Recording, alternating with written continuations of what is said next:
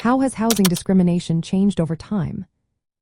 Housing discrimination in the United States has been a pressing issue, and recent discussions highlight its evolution.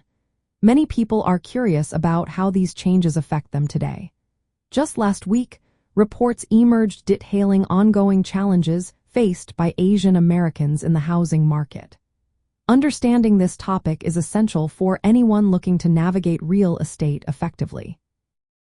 Historically, housing discrimination was overt and legally supported. In the mid-20th century, practices like redlining systematically excluded minority groups from homeownership. Asian Americans were among those affected, facing barriers that limited their housing options. This created segregated communities and restricted wealth-building opportunities. The Fair Housing Act of 1968 marked a significant shift. This law prohibited discrimination based on race, color, religion, sex, or national origin in housing transactions.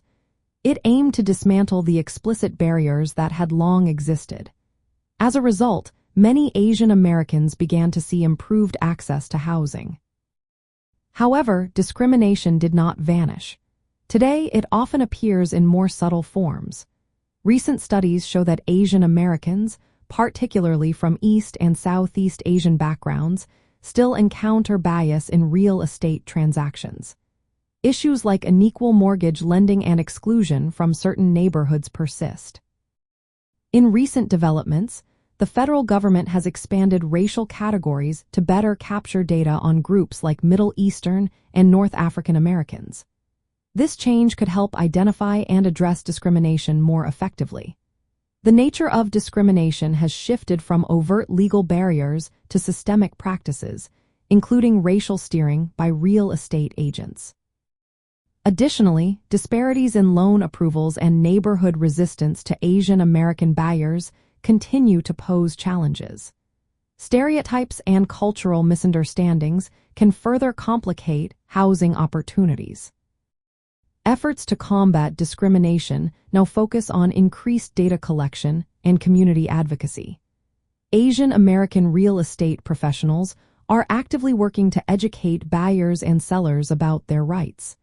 They aim to promote fair housing practices and ensure that everyone has equal access to housing.